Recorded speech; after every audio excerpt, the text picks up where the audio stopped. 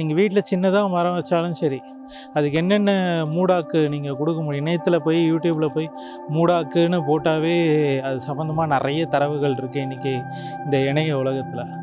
அப்படின்னு வரும்போது அது சம்மந்தமாக நம்ம தேடி பார்த்தோன்னா நிறைய தகவல்கள். உயிர் மூடாக்கு இருக்குது, கல் மூடாக்கு இருக்குது. அப்போது இந்த உயிர்வேலி அமைக்கும் போது இதை தாண்டி மிருகங்கள் வர்றதில்லை. இயற்கை ஒருபோதும் தவறு செய்வதில்லை. ஆனால் நம்ம செயற்கையிலேருந்து விலகி நம்ம இயற்கை நோக்கி போவோம், உலகத்துக்கு நம்ம வாழ்ந்து காட்டுவோம். இது இங்கே பார்த்தீங்கன்னா ஐயா நம்மாழ்வார் சொல்லுவார், பூமியை மூடாக்கால போர்த்தி வைக்கணும், நேரடியாக சூரிய ஒளி பூமி மேலே படவே கூடாதுன்னு சொல்லுவார் ஐயா. பார்த்திங்கன்னா இந்த இலை தலைகளை எதையுமே அவங்க இது பண்ண மாட்டாங்க.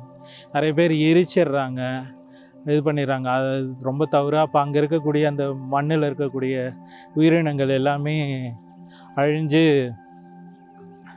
போயிடுது, நம்மளுக்கு மகசூலும் பாதிக்கப்படுது.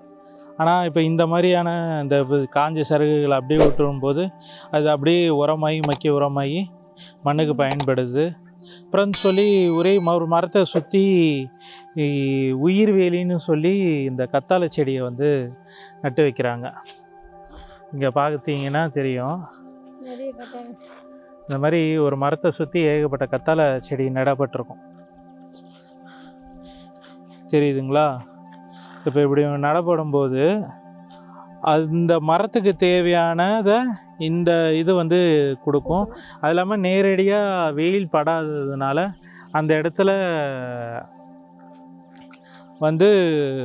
குளுன்னு இருக்கிற இடத்துல தான் பூஞ்சைகளும் பாக்டீரியாக்களும் நிறைய உருவாகி மண்ணுக்கு தேவையான ஊட்டச்சத்துக்களை கொடுக்கும், மண் நிறைய காய்ப்புகளை தரும். அதனால் இதை பார்க்கக்கூடிய நண்பர்கள் முடிஞ்ச வரைக்கும் நீங்கள் வீட்டில் சின்னதாக மரம் வச்சாலும் சரி, அதுக்கு என்னென்ன மூடாக்கு நீங்கள் கொடுக்க முடியும். இணையத்தில் போய் யூடியூப்பில் போய் மூடாக்குன்னு போட்டாவே அது சம்மந்தமாக நிறைய தரவுகள் இருக்குது இன்றைக்கி இந்த இணைய உலகத்தில். அப்படின்னு வரும்போது அது சம்மந்தமாக நம்ம தேடி பார்த்தோன்னா நிறைய தகவல்கள். உயிர் மூடாக்கு இருக்குது, கல் மூடாக்கு இருக்குது. உயிர் மூடாக்குனா இதுதான் கத்தாழை. இந்த மாதிரி ஒரு மரத்துக்கு இல்லை இன்னொரு 2-3 செடிகள் தாவரங்களை வளர்த்து அதில் நேரடியாக வெயில் படாத மாதிரி நம்ம மறைக்கின்றதுனால அது உயிர் மூடாக்கு. வெறும் காஞ்ச சருகுகளை இதுகளெல்லாம் பண்ணி அப்படியே போட்டு போற்றி வைக்கிறது. அதாவது இப்போ மட்டைங்க, இலைங்க இதெல்லாம் போட்டு மக்கிய இலை தழை இதெல்லாம் போட்டு இது பண்ணி வைக்கிறது, அது காஞ்ச மூடாக்கு. கல் மூடாக்கு இருக்குது. இப்போ ஒரு சில பாலைவனத்துலலாம் என்ன பண்ணாலும் எதுவுமே முளைக்காதுன்னும்போது கல் மூடாக்கு, பெரும் கூழாங்கல் இருக்கு இல்லையா, அதை வச்சு சுற்றி ஒரு மூடாக்கை உருவாக்கும் போது அங்கே கொஞ்சம் நிழல் பட்டு அங்கே கொஞ்சம் கொஞ்சமாக காலப்போக்கில் உயிரினங்கள் பெருகி அங்கே நிறைய அடுத்தடுத்த தாவரங்கள் அடுத்தடுத்த இதெல்லாம் முளைக்கும்னு சொல்லி சொல்கிறாங்க. நிறைய நிரூபிச்சும் காமிச்சிருக்காங்க. இங்கே வானகத்தை பொறுத்த வரைக்கும் இந்த கத்தாழை எல்லா இடங்கள்லையுமே பார்க்க முடியும், அவ்வளோ எளிமையாக கிடைக்கும். இப்போ இங்கே பார்த்துக்கிட்டிங்கன்னா வாடகம் பண்ணையை சுற்றி இந்த மாதிரி உயிர்வேலிகள் போடப்பட்டிருக்கும்.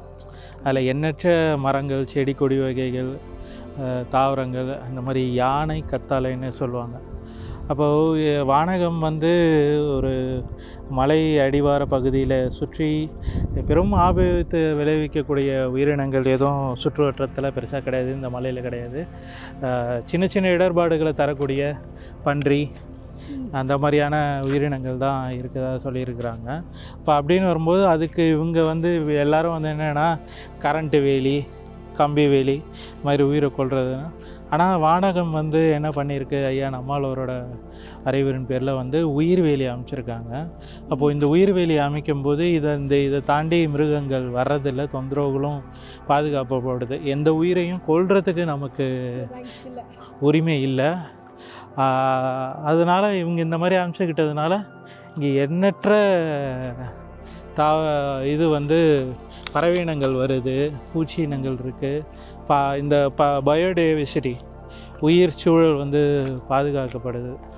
அப்படின்னும்போது ஒரு மாதிரி பண்ணைக்கு உண்டான தேவையான அனைத்துமே இங்கே இருக்குது. அதனால் வரக்கூடிய நண்பர்கள் உங்கள் மைண்டை பிளாங்காக வச்சுக்கிட்டு வாங்க, பாருங்கள். பார்த்துட்டு நீங்கள் எடுத்து விவசாயம் செய்யணுன்ற அவசியம் இல்லை.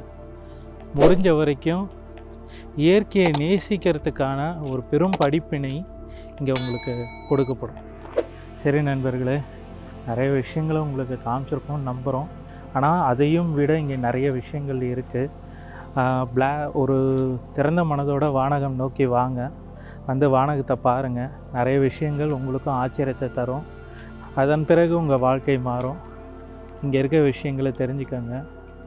இயற்கையோடு ஒன்றிணைஞ்சிருங்க. அனைவரிடமும் அன்பு செலுத்துங்க. ஐயா நம்மாழ்வார் பாதையில் பயணிப்போம். ஓகே நண்பர்களே, வானகத்தில் ஆசையை நீரை கேட்டு காமிச்சிட்டு வானகத்துலேருந்து கிளம்பிட்டோம்.